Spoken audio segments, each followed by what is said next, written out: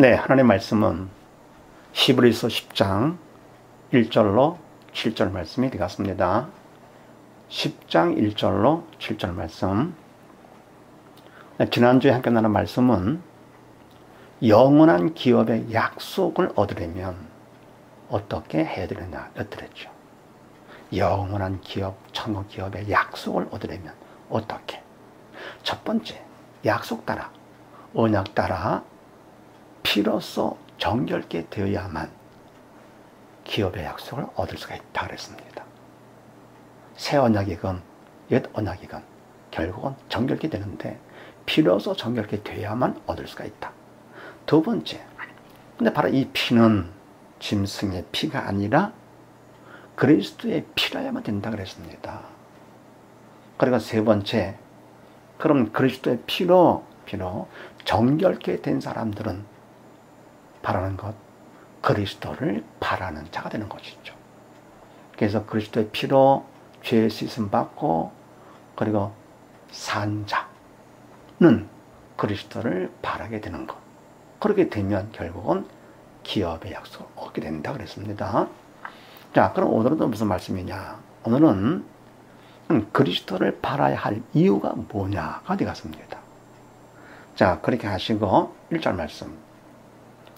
율법은 장차오는 좋은 일의 그림자요 참 형상이 아니므로 해마다 늘 드리는 바 같은 제사로는 나오는 자들을 언제든지 온전케 할 수 없느니라. 아멘.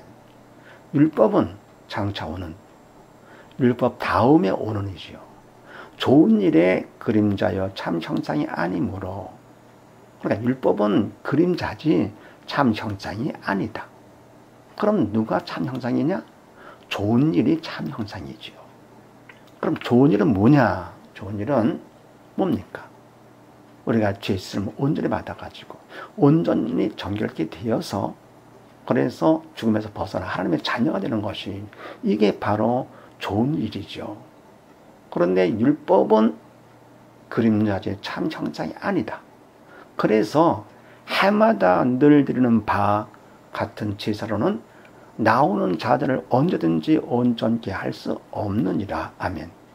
그래서 바로 뭡니까? 율법은 참 형상이 아니기 때문에 그림자이기 때문에 율법에 따라서 드리는 매년 드리는 그 제사를 가지고는 제사를 드리러 나오는 자들, 제사를 드리러 나오는 사람들을 언제든지 온전케 할 수가 없다. 온전케 할 수 없다. 죄 씻음 받아서 죽지 않고 살게 할 수가 없다 그런 얘기죠. 율법의 제사 갖고는 우리가 온전히 정결케 될 수가 없는 겁니다. 그러니까 새 사람이 될 수가 없다 그런 얘기죠. 그 다음에 2절 말씀. 그렇지만 그렇지 아니하면 섬기는 자들의 단번에 정결케 되어 다시 죄를 깨닫는 일이 없으리니 어찌 드리는 일을 그치지 아니하였으리요. 아멘. 그렇지 아니하면 뭡니까? 온전케 할 수 없지 아니하면 그런 얘기죠.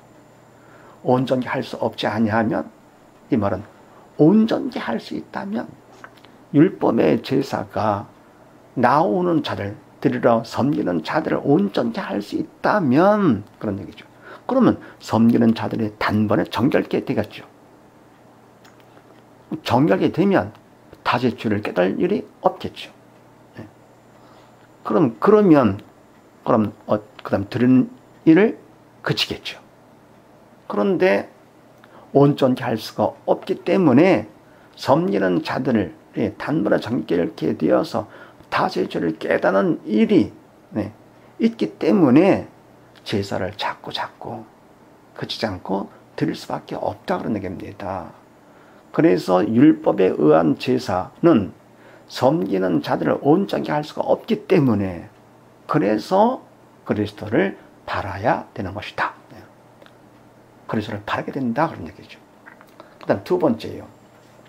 그러나 이 제사들은 해마다 죄를 생각하게 하는 것이 있나니 이는 황소와 염소의 피가 능히 죄를 없이 하지 못함이라. 아멘. 그런데 비록 온전케 하지 못한다 하더라도 그래도 그러나 이 제사들은, 율법의 제사들은 해마다 매년 1년에 한 번씩 죄를 생각하게 하는 것이 있나니, 이게 중요한 것이죠. 얘는 온전히 하진 못하지만서도 율법의 제사가 좋은 점이 있어. 바로 율법을 주신 그 목적이 있습니다. 그게 바로 뭐냐? 죄인임을 알고 깨닫게 하고, 그럼 내가 죄로 인해 죽었다, 사단 통치를 받고 있고 내가 지옥을 가고 있다 하는 것을 알면 도움이 필요하죠. 하나님의 도움을 의지하게 되는 것이죠. 이게 바로 율법을 주신 목적입니다. 그러니까 하나님께서 율법 주신 건 하나님의 사랑이죠. 그리고 짐승의 피를 드려라, 이게 바로 하나님의 공의지요. 네, 공의. 그래서 4절 말씀, 이는 죄를 생각하게 하지만서도 이는 황소와 염소의 피가 능히 죄를 없이 하지 못하기 때문에 그렇다. 그러면 죄를 없이 하지 못한다, 사단 통치에서 벗어나지 못한다, 죽음에서 벗어날 수가 없다, 네? 벗어나게 할 수가 없다, 짐승의 피가.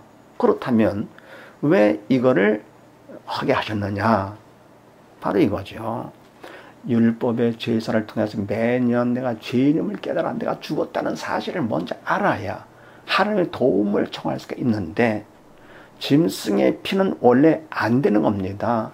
안 되지만 하나님의 사랑으로 봐주시는 것이죠. 사람의 피를 하나님이 받으셔야 되는 것인데 다 죄인이기 때문에 받을 수가 없잖아요. 그러니까 짐승의 피만 드려도 1년 동안 봐주시겠다. 얼마나 감사한 일입니까? 그러니까 부모가 자식이 뭐 잘못했을 때 원래 그 잘못을 용서할 수 없지만 봐주는 방법이 있습니다. 청사하면 내가 봐주마, 심부름하면 봐주마. 이게 바로 뭡니까? 사랑으로 봐주시는 것이죠. 그렇다고 그냥 모르는 척하면 그건 안 되죠. 공의가 아니죠. 그러니까 공의로다가 심부름을 시키거나 청소를 시키거나, 마찬가지로 하나님께서 공의 하나님이시기 때문에 짐승의 피라도 드리면 하나님께서 봐주시겠다, 그런 얘기입니다. 그래서 그리스도를 바라야 될 이유가 바로 뭐냐? 율법의 제자들은 죄를 없애지 못하고 죄를 생각하게 하는 것이 있다. 그렇게 해가지고 그리스도를 바라도록 하는 것입니다. 그 다음에 세 번째 5절 말씀요. 그러므로 세상에 임하실 때 가라사대 하나님의 제사와 예물을 원치 아니하시고 오직 나를 위하여 한 몸을 예비하셨도다. 전체로 번제함과 속죄제는 기뻐하지 아니하시나니. 아멘. 그러므로 세상에 임하실 때 누가요?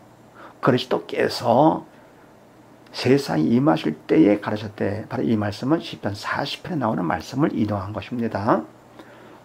그리스도께서 가라사대 하나님의 제사와 예물을 원치 아니하시고 오직 나를 위하여 한 몸을 예비하셨도다. 아멘. 오직 나를, 그리스도를 위하여 한 몸을 예비. 이 말은 뭡니까? 그리스도께서 동정녀 마리아를 통해서 입으실 인간의 몸을 예배하셨다, 그런 얘기죠. 누가요? 하나님께서. 왜 제사와 예물을 원치 않으시고, 그리고 뭡니까? 또 번제함과 속죄제, 그것도 기뻐하지 않으셔. 이건 조금 이상하죠. 제사, 예물, 번제, 속죄는 하나님께서 드리라고 하신 건데 왜 원치 않으시게 기뻐하지 않으신다 그러느냐?